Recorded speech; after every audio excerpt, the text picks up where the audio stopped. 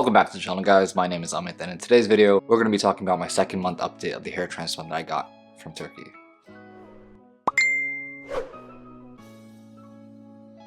Now it's been 2 whole months already. As you can see, my hair has grown out quite a bit at the front, but that's also because I've had a previous hair transplant last year done.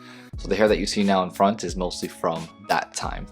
I did go back for a second time to Vera Clinic in Istanbul, Turkey, and I got 4,000 grafts extracted from my donor area and placed onto my crown. It's been quite the journey. Documented the entire thing as well. If you haven't seen that video, definitely check that out.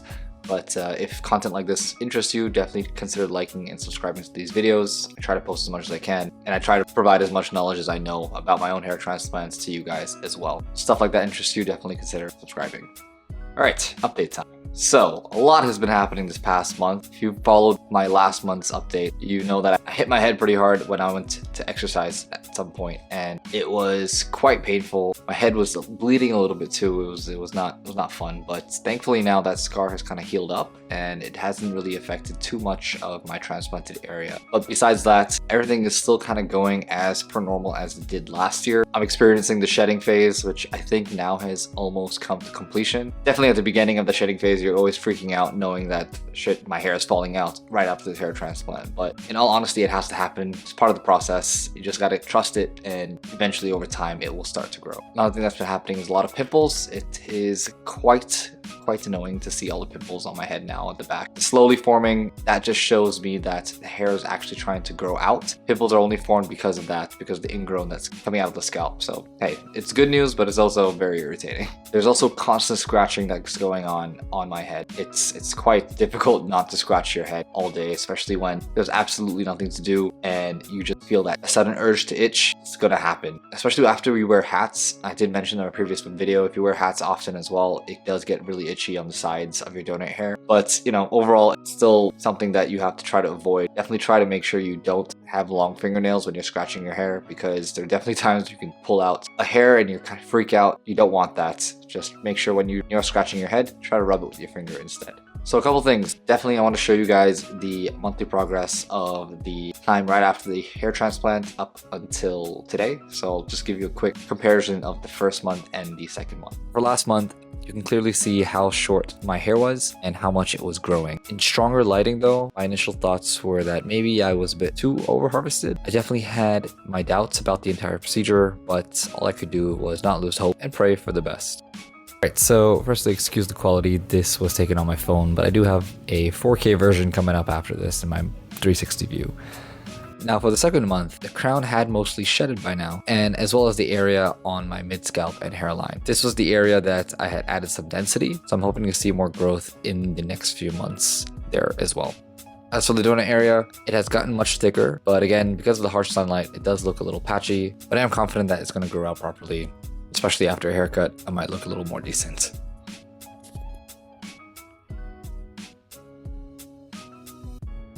And now we will take a look at the first month from the top, followed by the second month from the top. You can see a little bit of growth, and over time it's going to look even better. Now I'm going to show you the 360 view of my hair, of the donut areas, the hairline, the mid-scalp, and of course, the crown.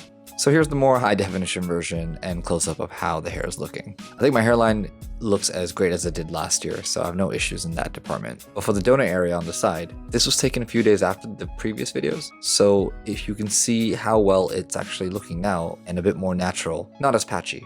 The back is still getting there, slowly but surely. You can see though the pimples forming on my crown, which will hopefully go away in time and hair will start growing there properly. And lastly, the donut area on this side as well doesn't look that bad. Let's take a closer look at the hairline and mid-scalp from the previous hair transplant and the area that they've added, as well as a closer look at the crown. I think I'm pretty satisfied with how well my hair has been growing the last 2 months. I honestly never expected the hair from my previous transplant to grow out this well, so I'm happy that I have hair to put my hands through at the moment at least. The middle does look a little thin, but that's mostly the shedded hairs that have been placed there for added density, but to me it looks great so far. Now for the back. The donut area does feel a little thin sometimes, but I'm hoping over time that does change. I know crown growth is usually longer than the hairline and mid-scalp, so I'm hoping over time I will see the results that I'm hoping for. I definitely do see little bits of my donor area feeling like it's a little over harvested. There are definitely spots where I'm just like, that looks a little more empty than it used to. But you know, in all honesty, I kind of have to expect that because of what I knew what I was getting myself into. Getting 10,000 grafts overall, you're definitely going to have some sort of like reduction on the size of your hair, despite how thick your donor hair might be. But for me personally, I'm okay with that. I haven't got a haircut yet, but the plan is to. And when that happens, hopefully I'll be able to tell which areas really is lacking compared to what isn't. But again, it's a process. I'm planning to get a haircut pretty soon. I'll probably film that as well and kind of show you guys that whole process. So definitely subscribe to see if you want to see that video. But yeah, I think overall it's looking okay. For my second month, I think I can't complain too much. It's still early days, but I think I'll really start seeing stuff change on the 3rd and 4th month.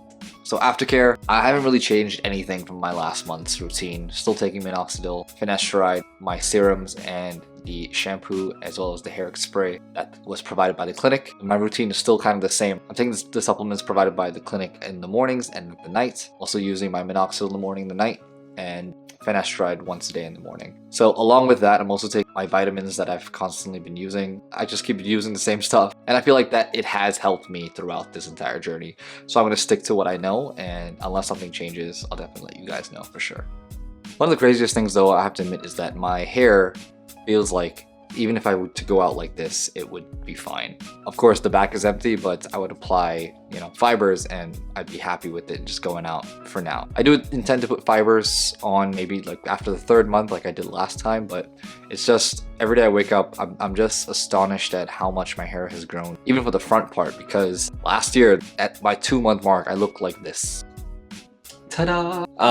Yeah, so as you can see, like my hair is still kind of growing out. Not too much has changed from the 1st month, but in my own opinion, I think that it's actually growing out as it should be at its correct pace, and it was a very different vibe.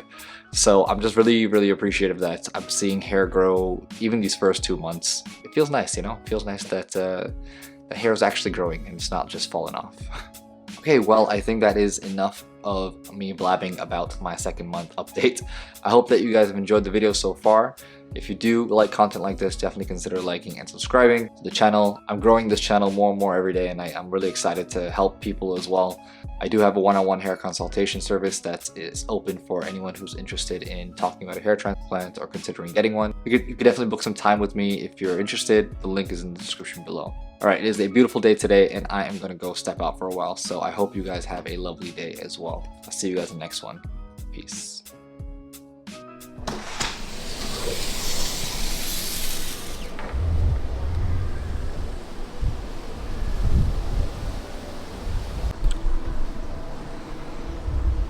What a day.